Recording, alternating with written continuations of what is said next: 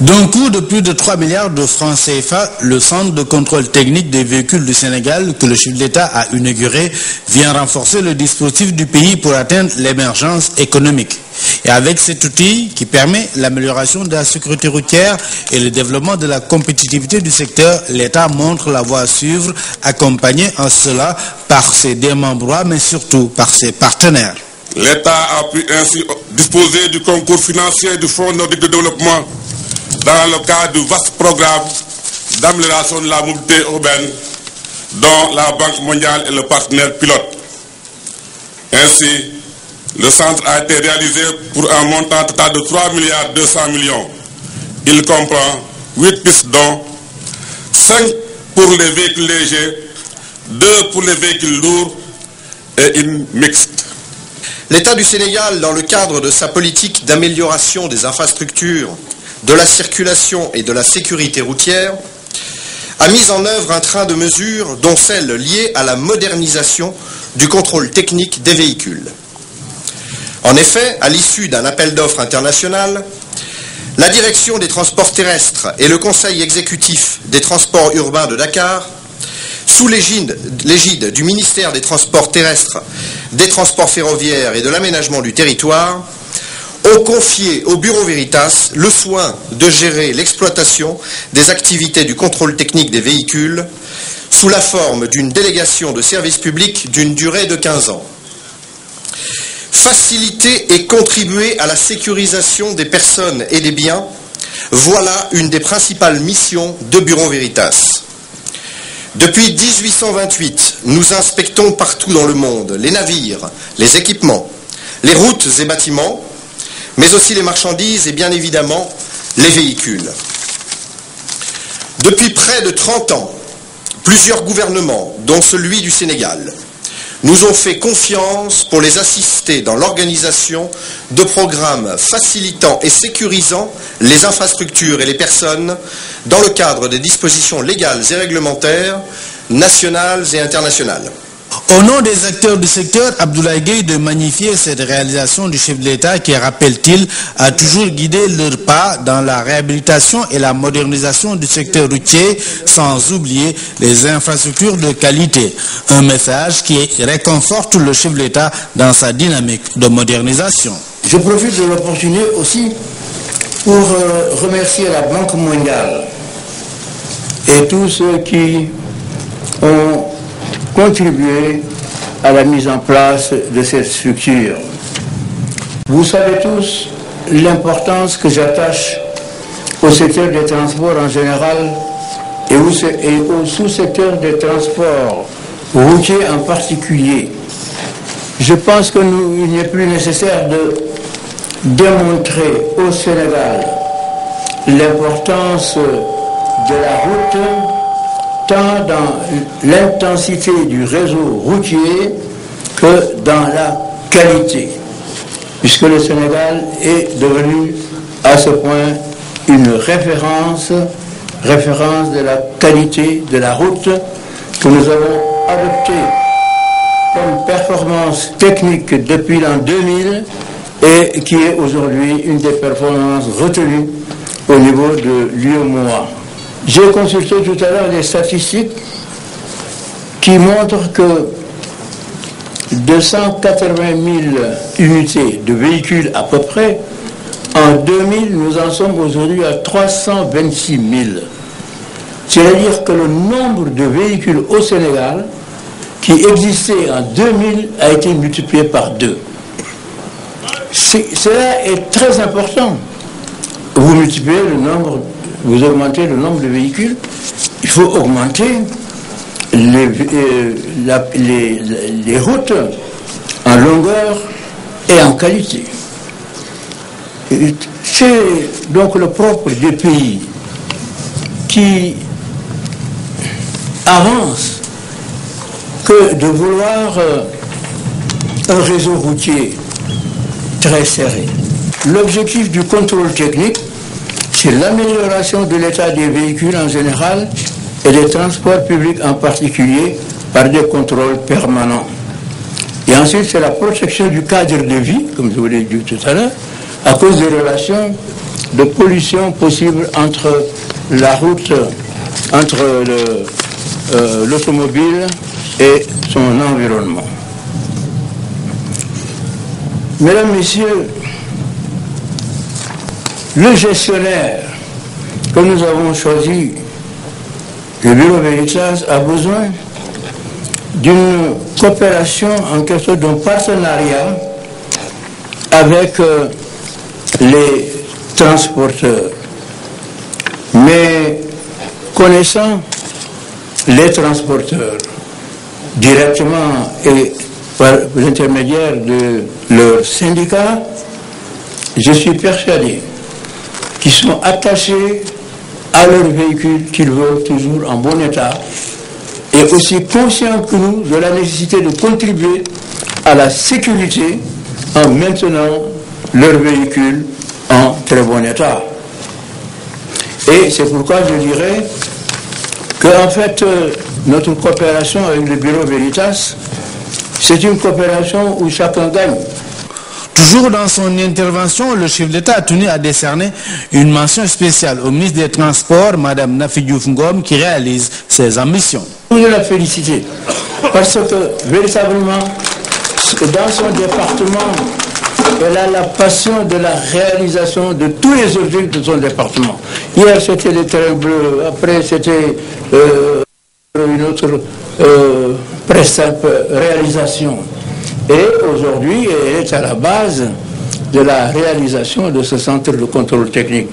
Je voulais la féliciter pour cet objectif et je suis sûr que assez rapidement, elle va encore m'inviter à aller inaugurer quelque chose quelque part et ce sera toujours au profit du Sénégal. Merci madame.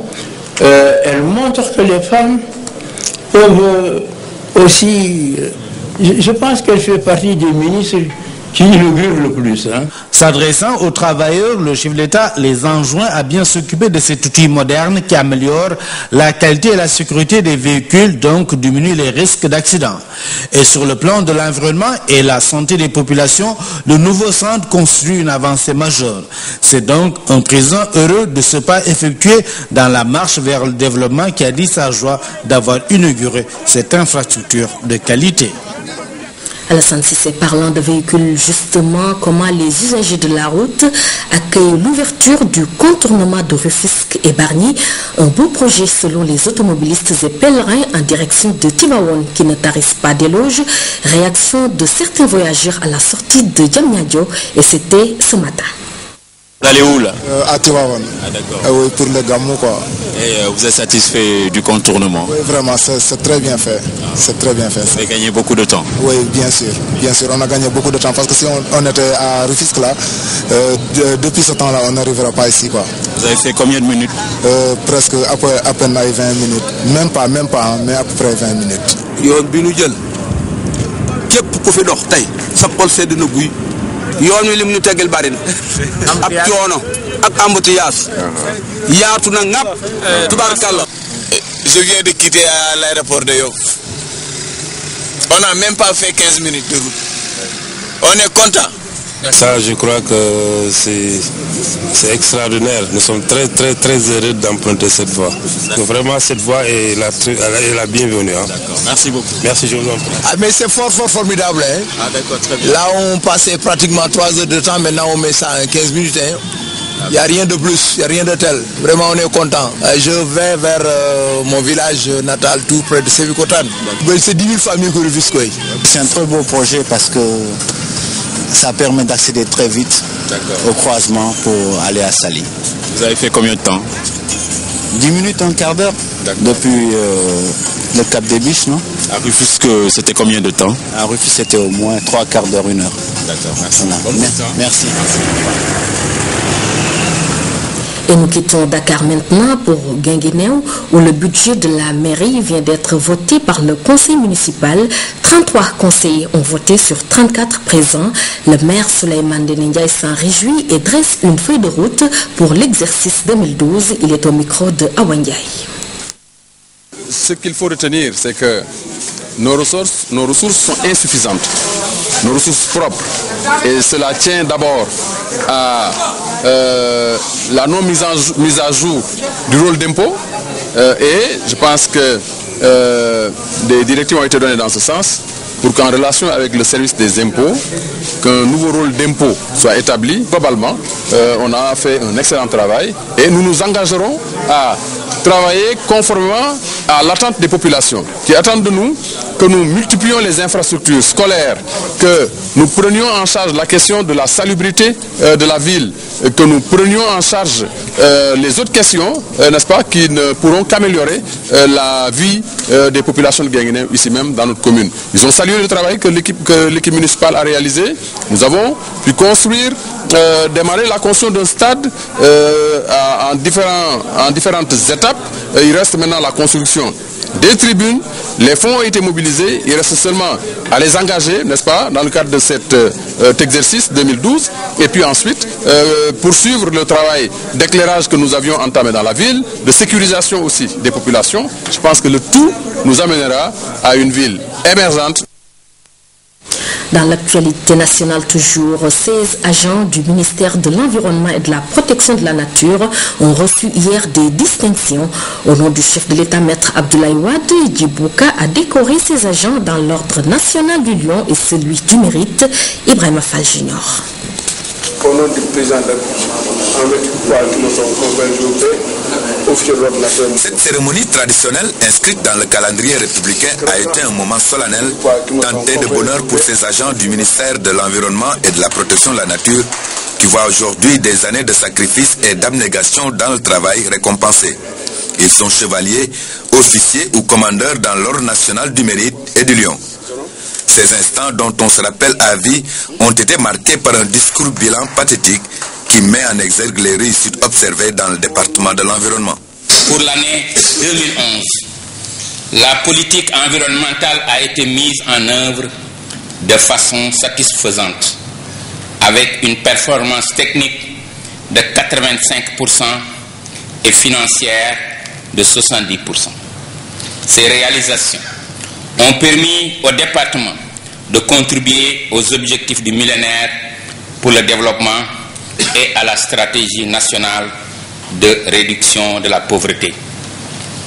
Ces différentes actions ont été rendues possibles grâce à une bonne gestion quotidienne de nos ressources humaines et financières qui restent marquées par un contexte économique difficile. Prenant la parole, le ministre d'État Djibo Tika a rappelé tout le sens de la République et remercié l'ensemble des agents de son département dont l'expertise et la compétence ont permis de hisser ce département à un niveau plus que stratégique et fondamental dans le cadre de la lutte contre la pauvreté et pour le développement économique et social. Dans ce contexte où les équilibres sociaux sont menacés, Djibo Tika a prié pour la paix, condition sine qua non pour le développement. Auparavant, une minute de silence a été observée à la mémoire des agents qui ont disparu durant l'année 2011. Et nous allons à présent nous rendre à Tivaouane. Je vous le disais, nos équipes s'y trouvent pour les besoins du Mawlud commémorant la naissance du prophète Mohammed, paix et salut sur lui. En direct de Tivaouane, Tierno Ahmadoussi. Bonsoir Tierno. Bonsoir Binta, bienvenue à Tivaouane, la cité religieuse. Vous le savez, aujourd'hui la communauté musulmane célèbre donc le Gamou, Mawludul Nabi, une manifestation religieuse qui célèbre la naissance du prophète Mohammed, paix et salut sur lui. Jour de Gamou, jour de grande affluence à Tivaouane. Les pèlerins sont venus de partout. Ibrahim Ndong a réalisé un reportage dans cette foule nombreuse. Tivaouane, lieu de convergence des talibés tidjanes durant toute la durée du Gamou.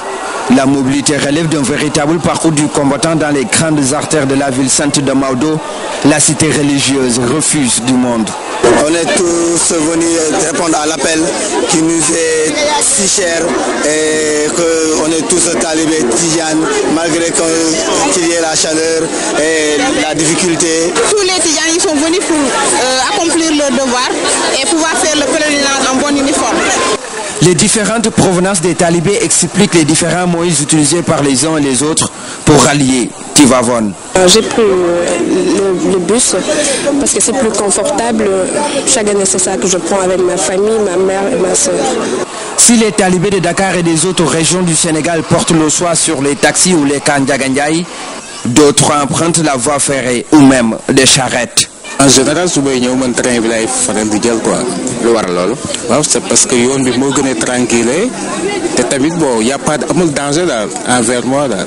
Kër Baab laa jógee bi ma ñëw sareet laa jël. Ndax fi ma dëkk daa jigee su ma neexee jël sareet. L'association des jeunes de Fogny pour le développement de Tivavone va être utile aux pèlerins.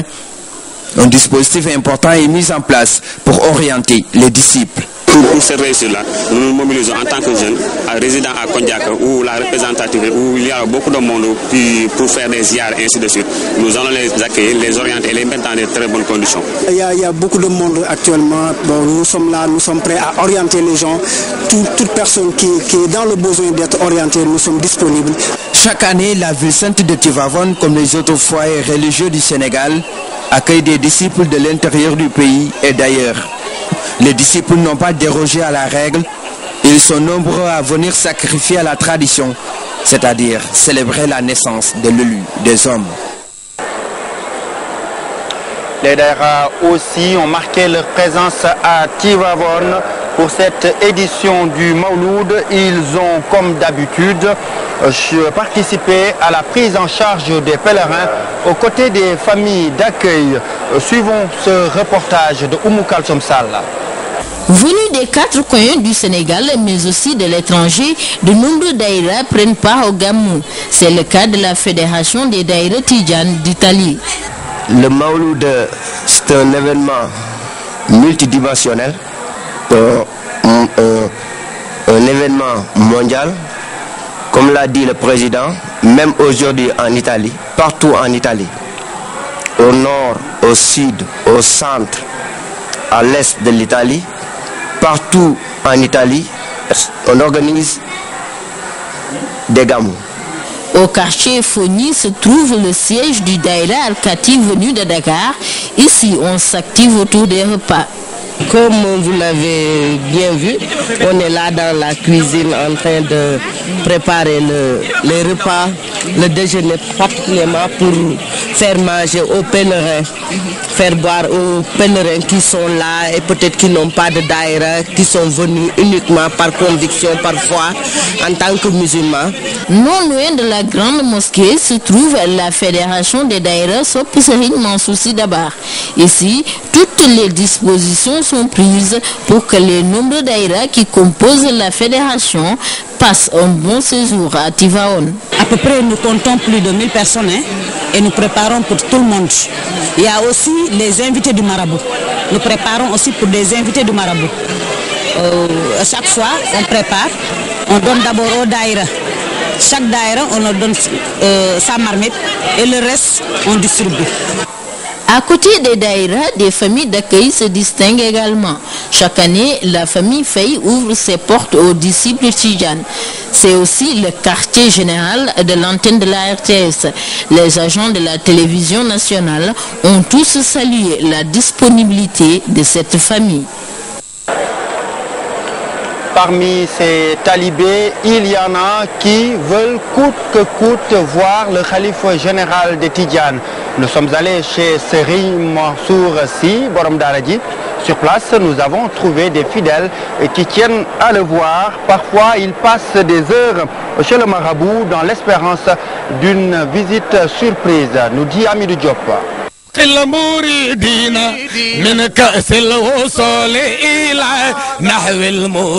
Dans la vaste salle d'attente du domicile de Borom Daradji, ces chanteurs sont chargés de tenir en haleine les fidèles qui attendent.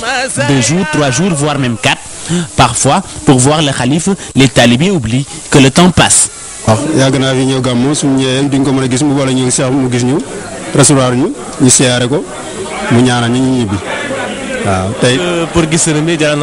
parfois.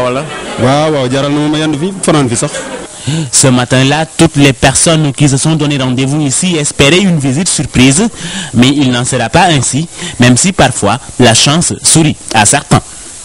Il y en a qui fait 3 jours à 5 jours. On ne peut pas le voir. Mais il peut venir sans avertir. Sans avertir. Même maintenant, quand on part, ils peuvent se présenter sans son avis. L'avis de personne. Donc il fait 5 minutes, il part. Les daïras qui viennent effectuer leurs ziyares sont reçus par le fils aîné du Khalif Serigne Cheikh Tidiane Sy. Pour les disciples, c'est déjà une bonne résignation. Le Gamou célèbre la naissance du prophète Mohammed, paix et salut sur lui. Tivaouane l'organise depuis maintenant plus de 100 ans. Quel est le sens de cette célébration? Nous le voyons avec Hamidou Diop. Le Gamou uni, un homme, Sayyidina Mohammed, paix et salut sur lui, le prophète de l'islam, et une grande célébration ici à Tivaouane. Cette nuit dédiée au porteur de la vérité divine pour fêter sa naissance est différente de toutes les autres de l'année parce que lui, Mohammed, paix et salut sur lui, l'ami de Dieu, est un océan de bonté, de savoir et de toutes les vertus. C'est par sa lumière que Dieu a créé le monde entier et l'humanité toute entière. Ici, dans la ville de Maodo Malick Sy, c'est devenu une tradition. Après les 10 nuits du Bourde, ce sont les retrouvailles pour magnifier la naissance du sceau des prophètes, Mohammed, paix et salut sur lui. Cette célébration initiée par Maodo de son vivant, cherche à rappeler à toute la Oumma islamique les valeurs universelles de Mohammed, paix et salut sur lui, source de vertu et abreuvoir des assoiffés de vérité.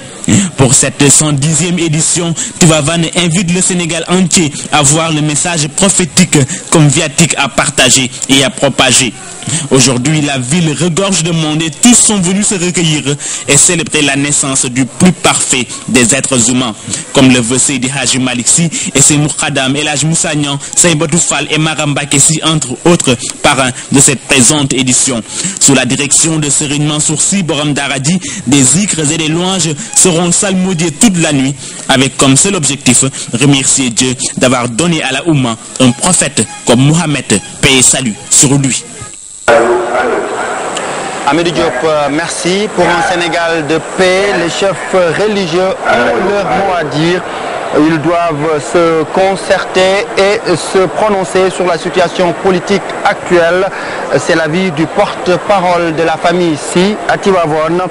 Serigne Abdoul Aziz Al Amin s'est prononcé à l'occasion de la cérémonie officielle qui s'est déroulée cet après-midi, ici même à Tivaouane, en présence du Khalife général des Tidjanes, Mohamedou Mansour Sy, et d'une forte délégation gouvernementale conduite par le ministre de l'Intérieur, Maître Ousmane Ngom. Une synthèse de Mama Moussa Niang. À quelques exceptions près, c'est presque tout le gouvernement qui a pris part à cette cérémonie. En moins de 72 heures, députés, sénateurs, ministres par dizaines ont séjourné à Tivaouane pour témoigner leur sympathie à la famille de Seydi El Hadj Malick Sy et au Khalife général des Tidjanes. Ce qui montre encore une fois toute l'importance que les autorités étatiques accordent à cet événement religieux d'une dimension internationale. À la tête de la délégation, le ministre d'État, ministre de l'Intérieur, a félicité d'emblée la famille Sy d'avoir bien protégé et encadré le legs de Seydi El Hadj Malick Sy. Maître Ousmane Ngom a salué le choix porté sur le thème de cette année, un thème révélateur qui rappelle aux fidèles les comportements exemplaires du prophète Mohammed, paix et salut sur lui, un modèle pour tous les musulmans. Revenant sur la récente visite du président de la République à Tivaouane, le ministre d'État, ministre de l'Intérieur, a remercié le Khalife général des Tidjanes pour avoir fortement contribué à apaiser le climat social ces derniers jours. Au nom du président de la République, il a remercié Serigne Mansour Sy. Ne vous en arrêtez pas là, dira-t-il au Khalife des Tidjanes. Maître Ousmane Ngom de préciser que le chef de l'État est conscient du rôle joué par les chefs religieux pour la stabilité de notre pays, d'où le respect qu'il ne cesse de leur accorder. Le ministre de l'Intérieur n'a pas manqué de remercier le porte-parole du Khalife général des Tidjanes pour son engagement, son ouverture, sa disponibilité dans les différentes rencontres préparatoires du Gamou 2012. Au nom du président de la République, Maître Ngom a demandé à Serigne Mansour Sy de prier pour une campagne électorale et des élections paisibles. Porte-parole du Khalife général des Tidjanes, Serigne Abdoul Aziz Sy Al Amine, a demandé aux musulmans de s'inspirer du thème du Gamou pour se considérer comme de véritables hommes de Dieu. La paix, un mot qui est revenu plusieurs fois dans son discours. Dans la violence, rien ne peut se réaliser, a-t-il martelé, citant un exemple des pays actuellement dans le désarroi à cause de scènes de violence. S'adressant à la jeunesse, Serigne Abdoul Aziz Sy Al Amine a invité les jeunes à l'essentiel, le respect des adultes, la droiture, la formation. Les chefs religieux doivent se réunir, donner leur avis sur la situation politique. Il est grand temps, a ensuite déclaré le porte-parole de Khalife des Tidjanes. Selon lui, aucun chef religieux n'a le droit de laisser les hommes politiques mener le Sénégal à la dérive. Le Khalife a pour sa part présenté ses condoléances à tous les Sénégalais à l'occasion de la disparition de jeunes manifestants et a prié ensuite pour un Sénégal de paix. Mama Moussagna, merci. Le Maroc, ami de la famille de Sidi Hadj Malick Sy. Le roi du Maroc, Mohamed VI, a envoyé une délégation à Tivaouane à l'occasion du Mawlud de 2012. Rencontre entre Serigne Mansour Sy Borom Dara Ji, Khalife général des Tidjanes, et la délégation marocaine. Le compte rendu est signé Amidou Diop.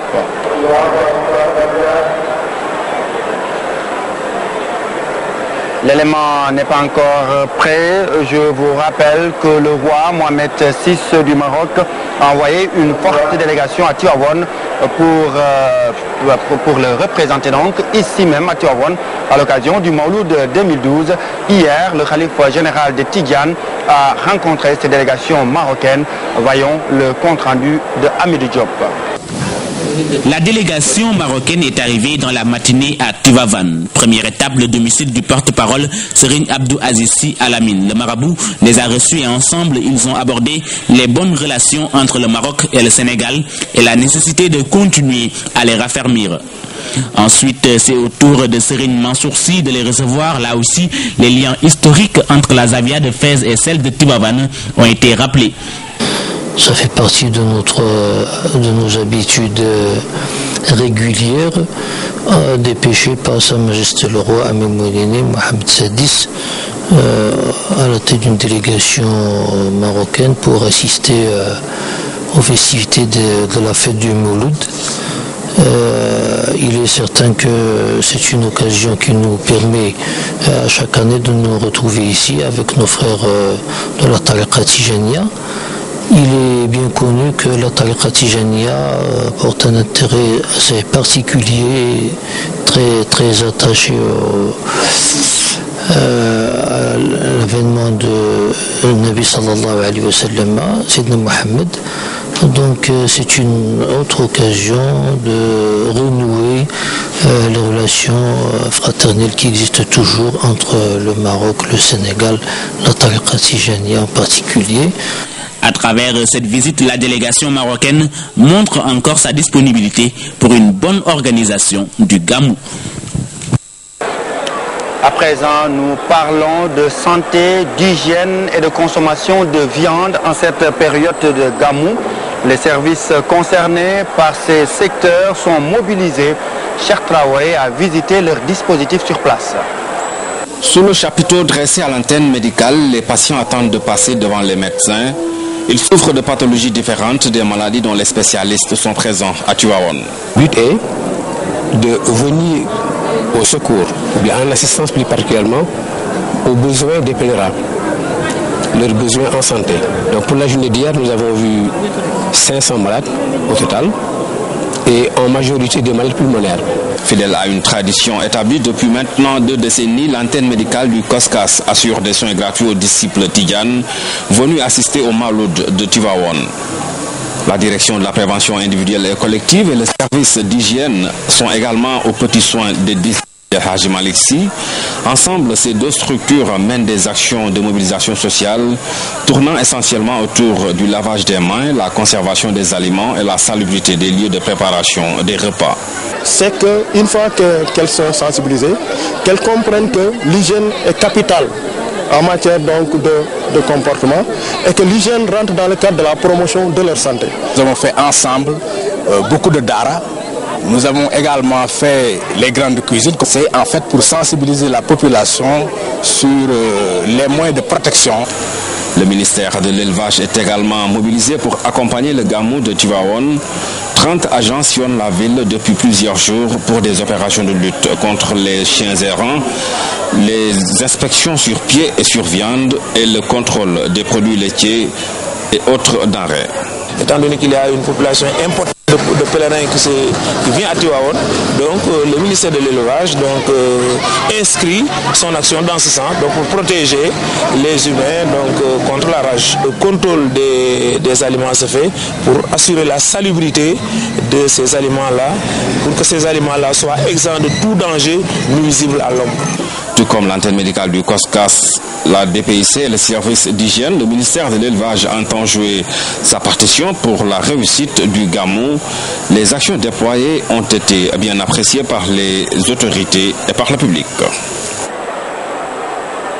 Les sapeurs-pompiers aussi ont marqué leur présence à Tivaouane et ont bien contribué à la réussite du Gamou 2012. Les soldats du feu ont déployé un important dispositif. Voyons cela avec le lieutenant-colonel Abdoulaye Ndiaye. Il est le chargé de la communication. Le dispositif est articulé en 2 échelons. Le premier échelon est celui qui se trouve à Tivaouane et dans les environs de Tivaouane, notamment au niveau de la caserne des sapeurs-pompiers de Tivaouane, mais également au niveau des champs de course, au niveau de la grande mosquée, des familles. Et l'autre échelon est constitué des moyens mis prédisposés au niveau de tous les points, tous les axes en fait menant vers Tivaouane, à des points où il n'y a pas de caserne de sapeurs-pompiers.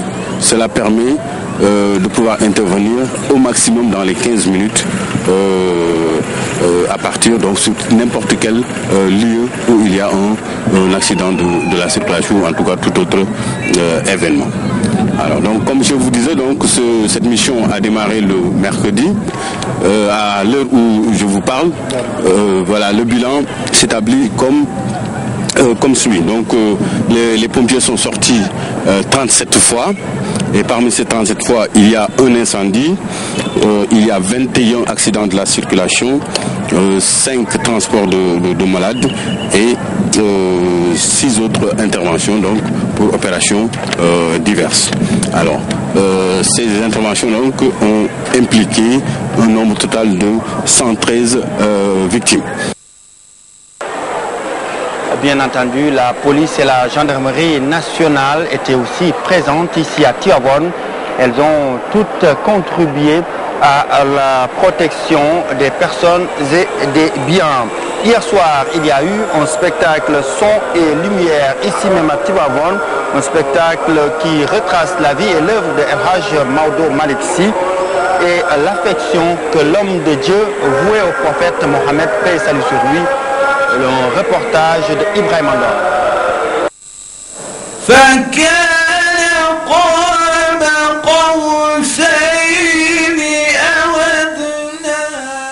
C'est à l'honneur du prophète Mohammed, paix et salut sur lui, que ce spectacle est organisé. Pour la circonstance, les lumières ne jaillissent que pour l'élu des hommes. Cette soirée religieuse est pour l'essentiel consacrée aux écrits de El Hadji Malick Sy, relatifs au modèle que constitue l'envoyé de Dieu. Ce spectacle vient justement répondre à une invitation qui nous a été donnée par le Coran, qui nous invite à reproduire le modèle prophétique. Et nous sommes allés retourner dans l'œuvre poétique de Seydi El Hadji Malick, qui à travers une de ses œuvres qui s'appelle Khilasu Zahab nous a pratiquement peint une fresque du prophète Mohammed où tous les aspects de sa vie, de son œuvre ont été justement peints dans cette œuvre. Pour la deuxième édition, l'événement Sons et Lumières a été une réussite selon les organisateurs. Pourtant, elle n'a pas été exempte de certaines difficultés.